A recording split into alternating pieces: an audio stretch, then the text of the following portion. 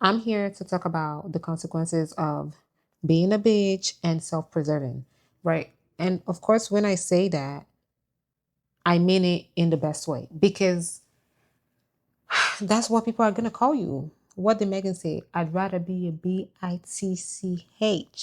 because that's what you're going to call me when I'm tripping anyway. They're going to call you that anyways. You might as well get ahead of it and be like, yeah, what about it? And we're going to go over negative and positive consequences. But first, the negative consequences, right? This is losing people. You're going to lose people because they can't take from you anymore. Right? Like they used to get this from you, they used to get that from you. They're used to all the things you used to do for them, they're used to all the ways you used to benefit their life. And now they're seeing that they can't do that anymore. You're not down for that anymore. You're like, I'm not really into that. I want to help myself. Like maybe you used to give them money, maybe you used to pay their bills. Now you're like, you know what, baby, I gotta put me first. I need extra money for myself, right? Like I need to go shopping. I need to go out and be able to buy myself dinner every once in a while. Like I'm sorry, I can't help you with your bills because I don't know. You're a grown fucking adult and I'm gonna take care of my shit. Suddenly you become everything but a child of God. Suddenly everything you've ever did for them in the trash. All of that doesn't matter. And it will be so crazy because these are the people that you've given so much to, but it doesn't matter. It doesn't matter genuinely. People are never satisfied with what you give them. No matter how much you give, people are going to want more. And when they can't get it, it's going to be a problem. People are going to blame you for not being able to get more out of you. It's really, really insane. So just know they're going to call you bitch anyway. And you're probably going to lose some of them because you're no longer allowing yourself to be used, right? And let's be honest, most people that are watching this video, you're not gonna jump from being like a people pleaser or from having low self-esteem to immediately being like, no, no, no. Like, of course, it's gonna take a while, understandably, right? But these are things you have to start understanding in your mind. You have to start working on it in your mind. You have to start going through it in your mind. You have to start accepting, hey, I'm probably gonna lose some people. And when you accept that within yourself, when the time comes, you'll be able to let go willingly and freely, right? But you have to accept it mentally. So you're going to lose people. What else?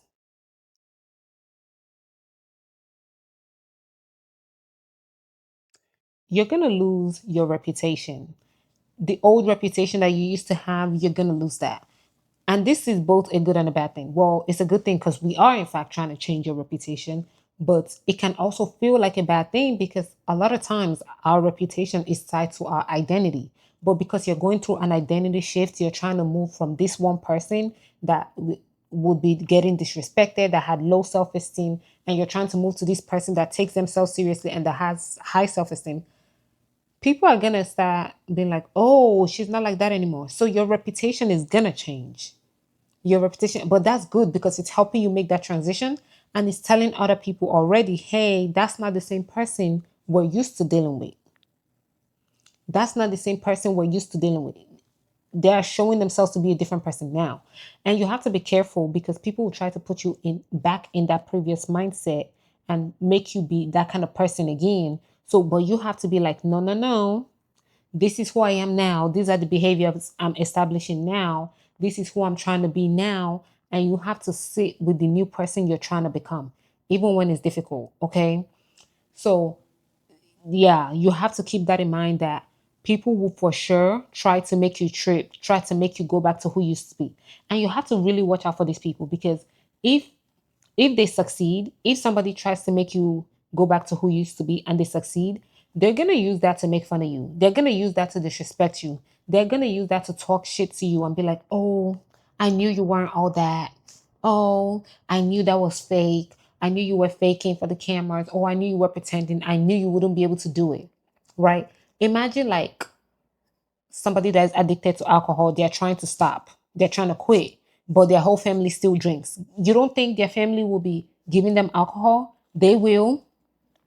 They will. And if they manage to make you sleep, they'll be like, oh, everybody thinks it's so funny. Oh, everybody's laughing. Oh, everybody thinks, yes, we made him.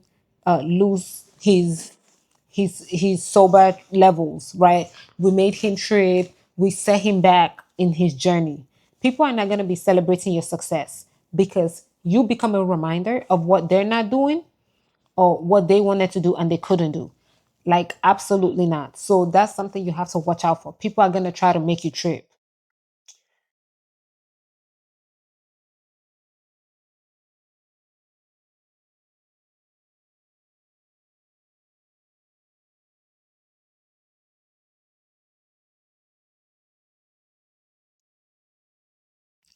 Another thing is you might experience some loneliness depending on your location and depending on the timing. Of course, ideally, when you're transitioning, you would start making friends that are the type of people you now want to surround yourself with, right? Like, let's keep using the alcohol example. Let's say you wanted to quit alcohol. Instead of now being around people that are always drinking, always wanting to go to the bar, now you go find people that like maybe don't drink as much and like, or like don't even drink at all, don't want to go to the bar, those kind of people. And but sometimes it might be difficult for you to make the new friends, or maybe in your city there just aren't those many kind of people, or you've just never met them, or they're not even nice in other ways or kind in other ways. So you don't even want to be their friends for real. Then you might experience a bit of loneliness, right? So that's something you have to watch out for. For the loneliness, you have to be careful not to fold. You have to keep your eyes on your goal, on your ultimate prize, which is always, of course, self development, self like mastery, putting yourself on top. So, like, regardless of who's going with you on the journey, you are the main part of your own journey. Of course, it's, I'm very sure it's very helpful to have friends, to have a community, right? It can make the journey so much easier. But ultimately, the goal is you, the center is you. So even if you just have to keep in mind that the loneliness can happen so that you know how to maneuver it and you do what you can. Even now, in these days we have social media, so you can just go on the internet and find like online social groups. So it doesn't even have to be like people in person. You can find online social groups that'll meet for an hour. You guys talk, you guys do all that, and your social battery is filled up from that. So honestly, you do have to watch out for that because that can be a very big reason why people end up going back to their old identity, right? You didn't want to be a people pleaser anymore. You're like, hey, I'm going to put myself first. But because of the social pressure, because you didn't have any other friends, because you really wanted to hang out with people, because you really wanted to do this with people, you end up falling back with old crowds and then they end up making you lose your way. Don't want that. We don't want that. So another thing is people will try to punish you. People will try to punish you, especially egotistical people. They will try to punish you because how dare you not let them have their way? How dare you have any type of standards? How dare you not let them do whatever they want to you? They're going to be upset about it, right? Like, no doubt. They're going to be very upset about it. It's up to you to be like, absolutely not. I'm standing my ground. And you also have to learn all these power games and know how to maneuver. And then you have to like place yourself as strategically as possible so that you can avoid getting too much smoke because sometimes you can't help but get some smoke, right? Like if it's your boss or your boss's boss, like there's a lot they could do to make your life miserable. So that's something you have to watch out for. That's something you have to keep in mind. Those kind of people, when you see how they're starting to act, you have to already start thinking, okay, how am I going to play this? How am I going to maneuver this situation? What are they trying to do to me? What am I going to do about it?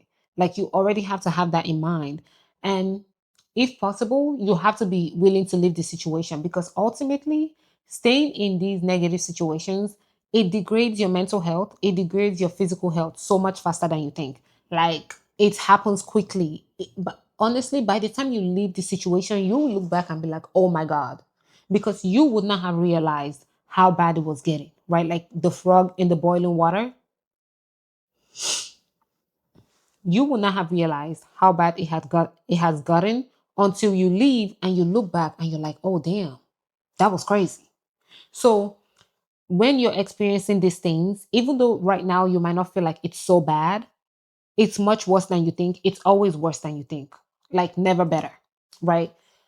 These toxic situations are never better than you think. They're always worse. So you should try to leave as soon as possible.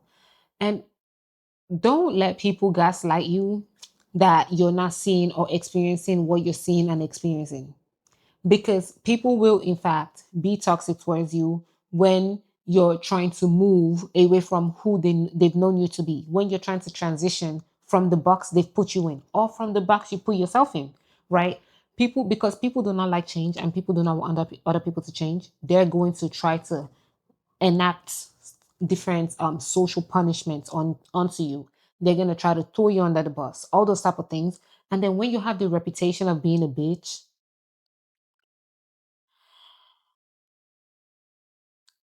yeah, a lot of people are gonna try to do you dirty. Like you have to have a strong mental. You have to have a strong mental. People will try to make you the villain. People will try to put things on you that don't belong on you. People will try to accuse you of things that they did, things that other people did. People will try to dog pile on you because they'll be like, oh my gosh, if everybody already hates this person, why don't I just dogpile? Why don't I just add more? So these are just some of the negative consequences to keep in mind. Now, when it comes to the positives, the main one I want to focus on is self, because putting yourself above all else is the ultimate goal.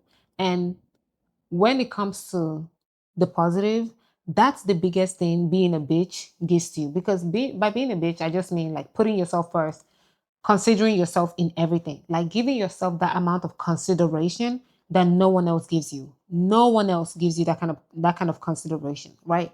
So when you're able to give yourself that kind of consideration, you're really able to put yourself on top and make decisions that benefits you. Do the things that benefit you. Live your life in a way that's okay for you and in a way that benefits you, because ultimately it's your life, right? It's your life. So you're the one that's going to have to answer if there's any answering to be done. You're the one that's going to have to stand up and be like, yeah, I did this, I did that. You're the one that is going to look back and have all these regrets, or look back and be like, oh my gosh, yes, I did my best. I lived my life. I have no regrets. That's all up to you. So to me, the the highest positive consequence of being a bitch and putting yourself first is that it actually gives you a chance to make your life what you want, right? Sometimes life does things that we don't want, right? Like a family member dies, we lose our job, this happens to us. There are sometimes life happens to us, but I've noticed a lot of people, their entire life is happening to them. Almost no part of it is being created by them consciously. They're just coasting according to where life is throwing them. They're just going. They're just like, wherever life takes me. But when you decide to actually take a stand and start making decisions for yourself, you're able to actually make decisions that you feel benefit you and create a path. You're able to actually make something that you're like, yes, I did this. That you can be like, yes, my life was going this way, but I turned the boat around. And I feel like it just gives you a sense of stability in your own life because you know that you can make something happen. You know that you can make something shake. And then you also know that if anything happens again, right? If what for whatever reason you get off track, you can always bring yourself back, right? And you know it gives you a sense of self-trust because you understand that you're putting yourself first. So you know that you can trust yourself fully because you consider yourself in all things. Because a huge part of the things we're going through is that we're not being considered. The reason people treat you like shit, they don't consider you, they don't think of you, they don't care. So when you care, when you consider yourself, when you think of yourself, that's that's how you like you feel love and care within yourself, right? So it's that's really self-love. It's a lot of self-consideration, putting yourself on top. It's a lot of self-acceptance, right? Ultimately, to me, that's the goal. And it's not that you won't care about other people. Of course you will. But then you also understand about yourself, about other people, and about how the world works. You understand enough to know that it is very unwise to keep giving out your resources without getting any back, because then you will be depleted. So you understand that you need an exchange.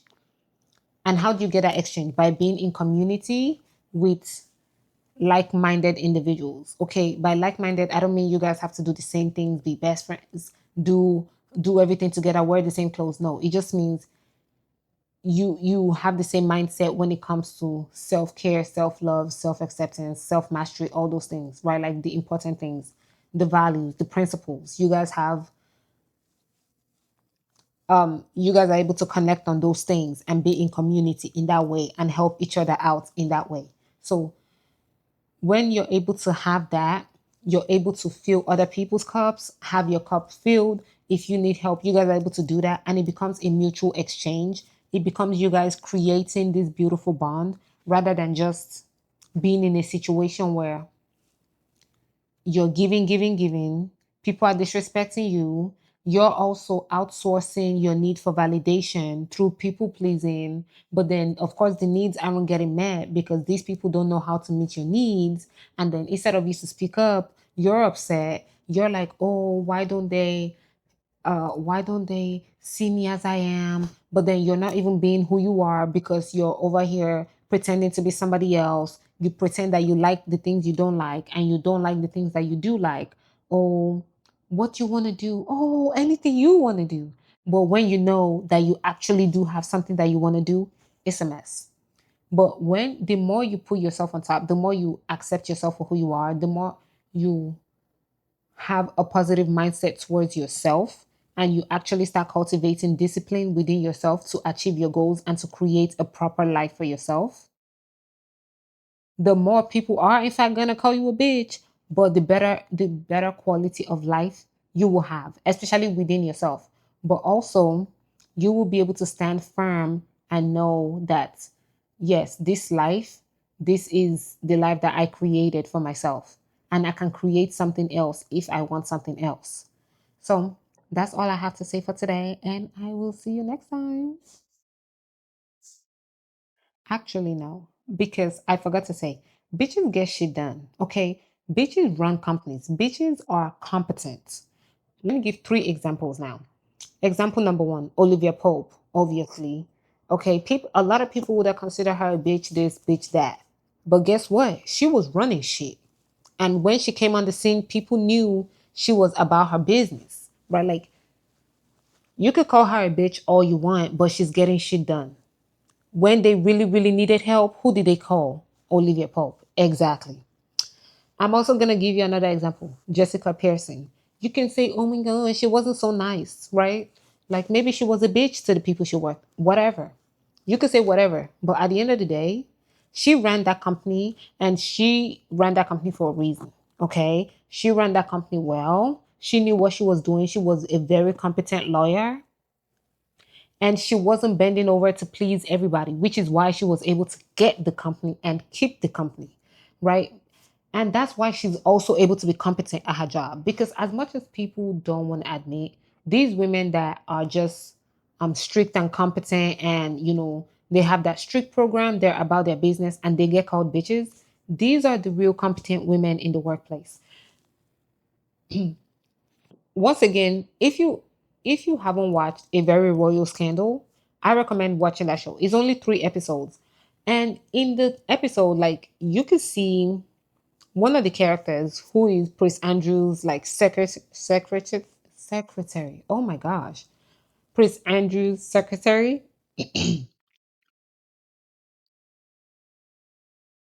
She wasn't very bitchy. Matter of fact, I would argue she was very much a people pleaser type, especially to him, right? She went out of her way to want to please him and she went out of her way to, oh, she wanted to help him. She wanted him to know her, to like her, all that.